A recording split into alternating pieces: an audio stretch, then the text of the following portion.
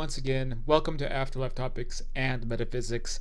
This is Cyrus, and on tonight's video, we are looking at a mysterious FBI document found at the FBI.gov vault of documents, which seemingly describes not only extraterrestrial life, but the real nature of what extraterrestrial life may be, the nature of the astral plane, the afterlife, the stuff we talk about here, clearly written by a very smart person back in, I think this was 1947 when this document came out.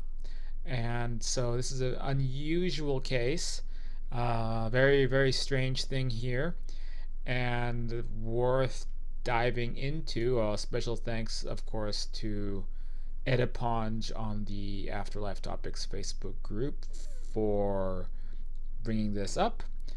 And let's dive into this. Before we get started, actually, let me turn off my Wi-Fi so I don't get Facebook notifications interrupting the video. Before we get started, if you like these metaphysical types of subjects, crazy stuff we talk about here, then I encourage you to please hit that subscribe button. Liking the video, sharing the video, all that helps out. And if you want to get involved with me, work with me, do coaching, or join our private patron group, you can sign up at afterlifetopics.com/university. That's where you can join the exclusive patron group. Really, we do meetings a couple times a week. Involve the patrons usually in upcoming projects, stuff with the books. We do guest interviews and unlimited coaching with me if you need help with astral projection or anything else like that. Then I always prioritize the $30 tier patrons. So thanks you guys for helping keep this work going, helping me stay going with all of this. All right, to continue. So as some of you know, interestingly enough, the alphabet agencies, and another one being CIA, the official U.S. government web pages are excellent sources of information for not just esoteric metaphysical subjects, but really good information. On the CIA website, there are collections of remote viewing reports from, I believe, Ingo Swann, and these document explorations of places like Mars, the ancient history of Mars, extraterrestrials, a great many topics, very interesting stuff described at the CIA website. So that right away is a toothpick to the eye of the skeptics who try to shove all of this stuff under the proverbial carpet. So the fact that major official government agency websites are excellent sources of paranormal information, that says a lot. So I wasn't even aware of this document that was available on the FBI websites. Now we have two alphabet agencies, the two top ones, and they literally are disclosing information about extraterrestrials. In this case, they make it pretty clear they're referring to the astral plane. Very smart info that I think is a few levels ahead of typical UFO information.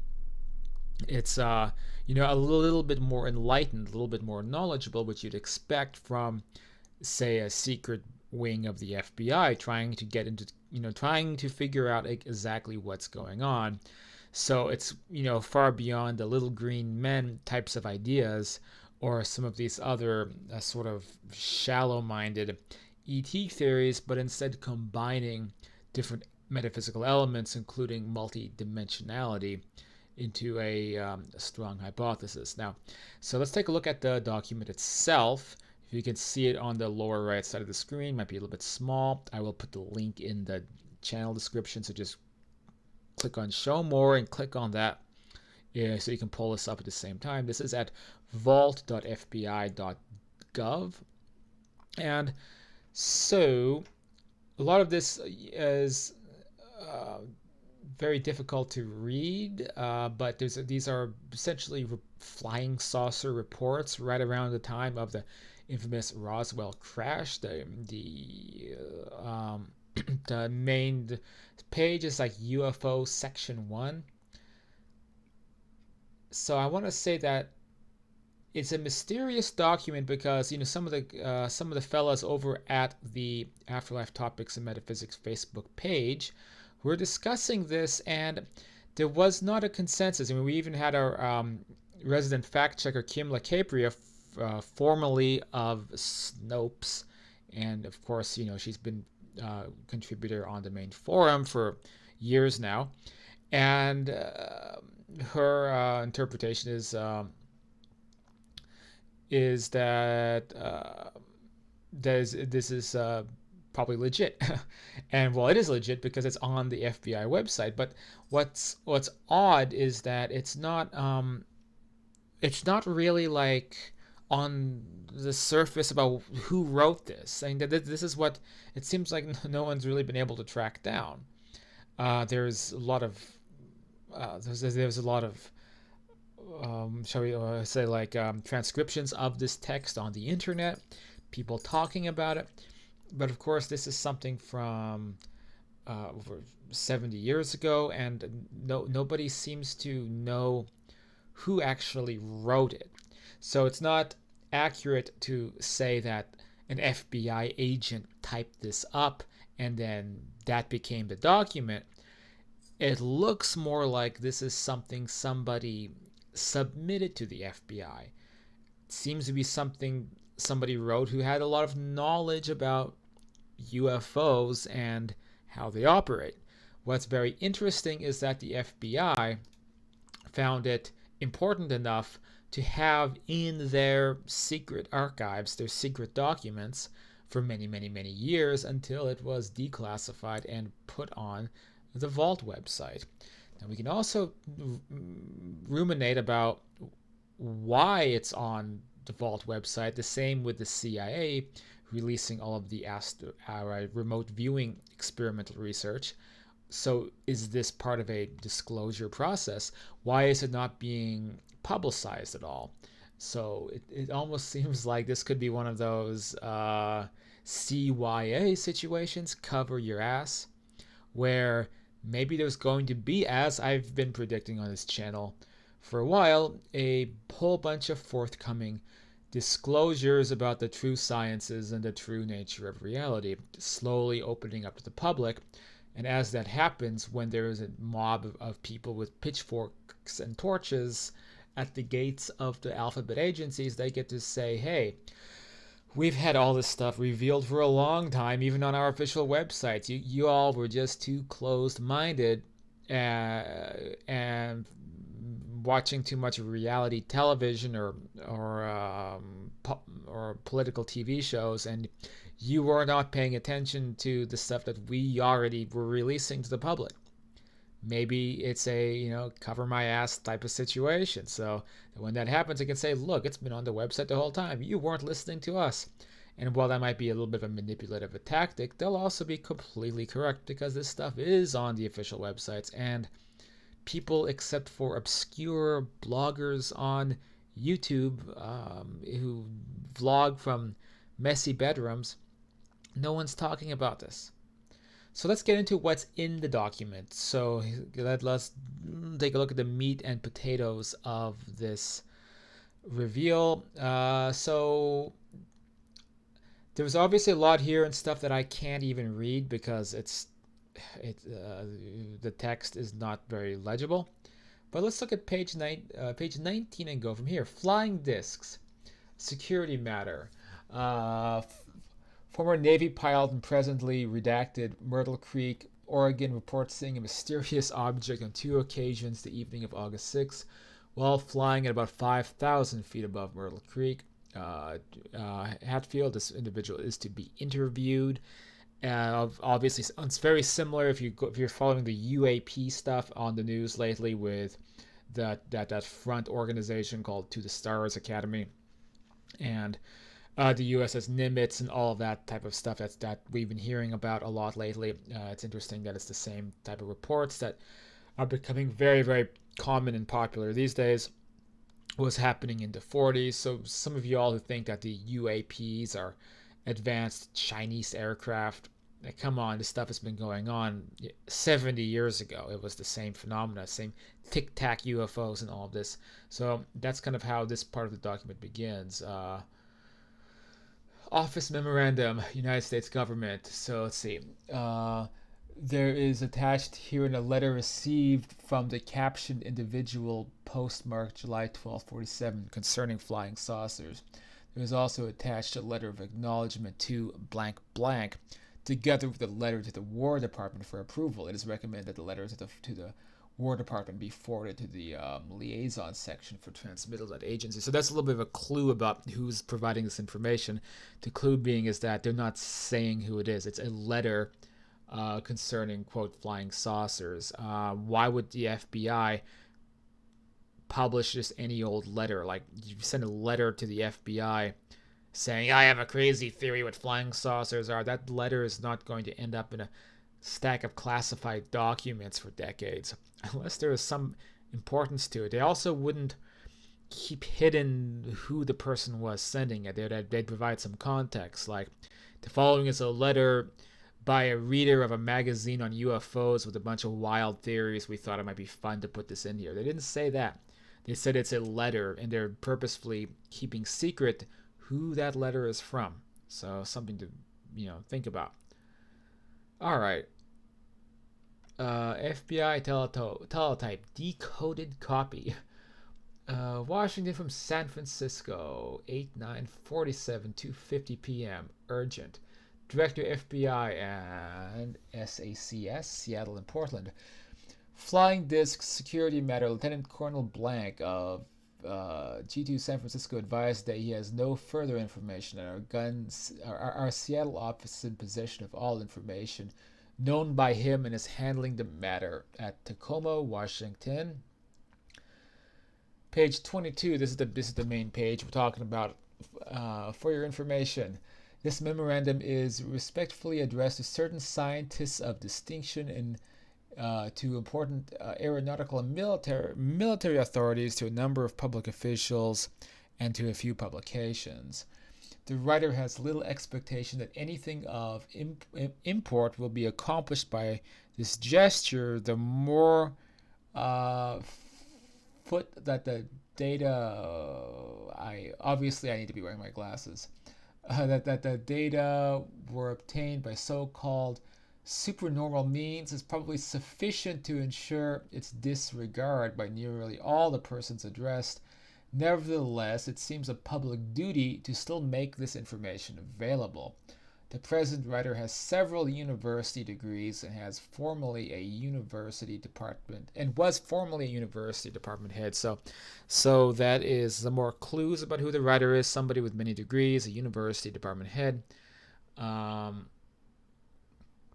And again, they thought this was important enough to put in their document, despite the fact that they feel it will be disregarded by many people. A very serious situation may develop at any time with regard to the, quote, flying saucers. If one of those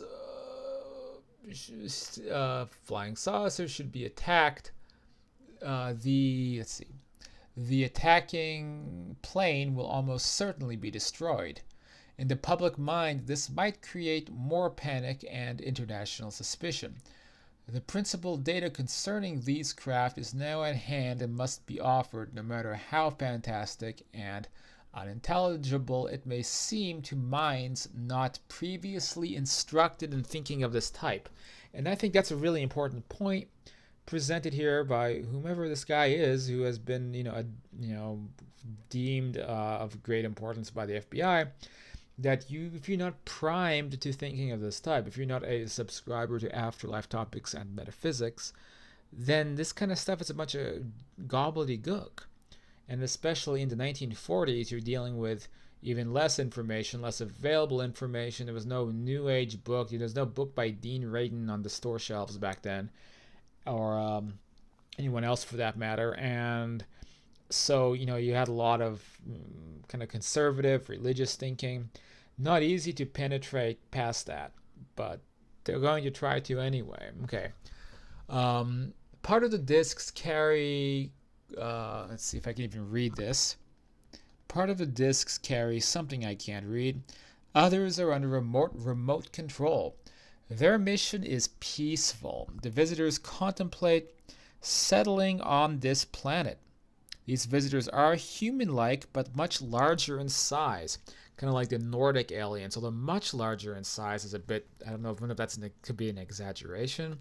I know these Nordics could be like 7 feet tall. When I think much larger, I'm thinking like freaking Attack of the 50-Foot Woman larger, but they are not. This is where things get really interesting. They are not excarnate Earth people, but come from their own world. They do not come from any quote planet as we use the word, but from an etheric planet which interpenetrates with our own and is not perceptible to us. So, what have I been saying on this channel and in my books for years? The etheric world is not perceptible to us, it interpenetrates our own planet, has its own civilizations and worlds. This is what we call the astral world, and it interpenetrates to the point that we're on this planet and then there's an interpenetrating version of this earth as well. And they're arguing that they come from that interpenetrating dimension, the higher frequency that we call the astral plane, and that, as I've also argued on this channel, most ETs could very likely be from what we call the astral plane, and they have a button on their ships. They switch that button and they warp into our reality, our frequency, and then they can be seen by us. And so this is like some next level type of stuff that took even me many years to arrive at a point where I could begin to conceptualize these things. But this guy in the late 40s was already determining these same principles. The bodies of the visitors and the craft also automatically sort of, I think I'm reading this correctly, materialize on entering the vibratory rate of our dense matter. The disks possess a type of radiant energy or ray, which will mostly disintegrate any attacking ship. They re-enter the etheric at will, they go back into the astral plane, and so simply disappear from our vision without a trace, which is exactly what they do. I've observed UFOs, and that's what they do. That's what I've always said. Remember, I've always said they push a button and go back to the astral. The region from which they come is not. Now this is where things get complicated. I keep calling it the astral plane, but the region from which they come is not the astral plane, but corresponds to the locus or telos. Students of esoteric matters will understand these terms. So I am not an expert in locus and telos. I can't really conceptualize this.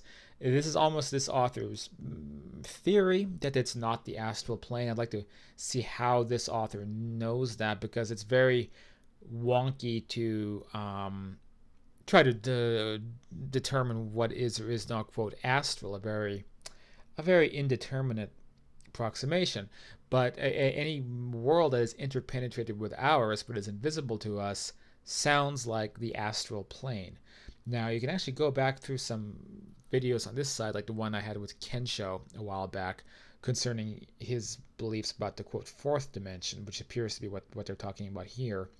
A very shall we say, Earth-like solid interpenetrating world, which is much more similar to this world than anything else. That's as that's conceptualized. I don't really know is the answer. I'm going to say astral plane because we know that, for one thing, if you do astral projection, I mean, sometimes there's just ETs walking around out on that side like it's nobody's business. And so we know that we know that they exist on that spectrum, and they have ships on that spectrum. And in fact, the planets that are dead, lifeless planets here are quite populated by different entities on the astral spectrum. So it kind of makes sense to me that the astral spectrum, as we know and talk about in this channel, is still where they come from. So I don't fully understand this. The writer has a lot of certainty in writing this, but I don't know if I don't know if I can completely follow that train of thought, but maybe somebody can correct me. So next they'd say, they probably cannot be reached by radio, but probably can by radar if a signal system can be derived for such an apparatus. We give information and warning and do no more. So it's a little bit difficult to read the rest. That should be let's see. Let the something be treated with every kindness, unless the discs are. And now there's like stamps and a bunch of crap written on top of this next part, with which our culture and science are incapable of something, something, something. A heavy responsibility rests upon the something in authority who are able to understand this matter. And so next,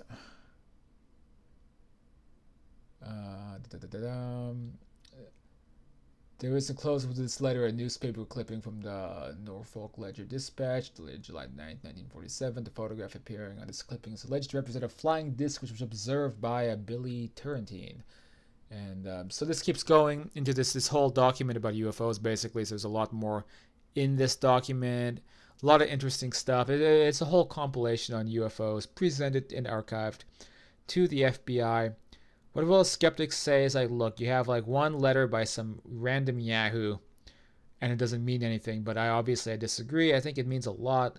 They felt that this was an important summary of the UFO phenomena, enough to put it in this document, talking about the etheric nature of where they come from.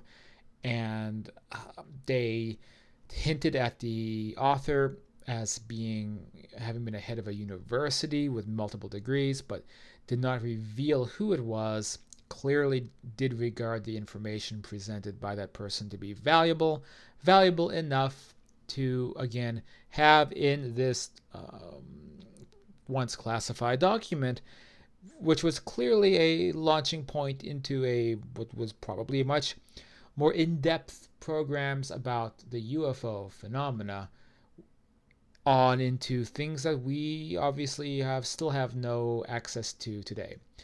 So there you go. So combining this with the CIA remote viewing documents, we have yet more very interesting metaphysical information on .gov websites concerning all of this. And will it convince the pathological skeptics, those dinosaur relics from the 80s and 90s who bow before the feet of James Randi and Dawkins and Shermer and all these guys?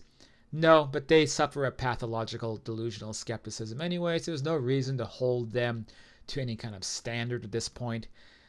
But I think for a layperson who is on the fence about this whole subject, seeing this information on official websites says a lot. This stuff was never denied by them. They never said, here's a letter describing the origins of these UFOs, and we don't condone it or believe it. Really, when you look at all this together, you can see that they take all of this quite seriously, and really don't, the whole Roswell weather balloon stuff, it sure becomes far-fetched given the context that we can see back from 1947, how seriously they were taking UFOs. And they did not reveal this. I mean, they did the Project Blue Book sort of cover-up operation, and documents like this one further prove that Blue Book, for example, was just a big disinformation campaign, because they were not ready to begin releasing the real information. Now they're beginning, rolling the clock back to the 40s and saying, look, we've been keeping stuff hidden for the last 70 plus years. Let's roll the clock back and just, get going today with the stuff we began hiding from the public 70 plus years ago. What better time to start than now? We will begin slowly disclosing stuff, and perhaps in another 70 years from now, they will have fully revealed everything that we are supposed to have known by now anyway, whether that's secret space programs and God knows what else is hidden in the most arcane and secret areas of the shadow governments of this world. All right, well, thanks for watching this and joining me as we dissect this most interesting or unusual document. As always, you can get involved at the Facebook Afterlife Topics and Metaphysics page. Pick up a book like Understanding Life After Death or the Afterlife and Beyond for more metaphysical information over at afterlifetopics.com. That's it for this video. I am now going to go to bed. Thank you for watching, and I'll see you all on, well, the next one. And that reminds me, there's another thing we want to talk about, which is this a Canadian top secret UFO memo now public. And another member of the Afterlife Topics group wanted me to do a video about this. I think it was Nick Kune. Was it you, Nick? Yes, the Wilbur Smith memo, declassified top secret Canadian memo.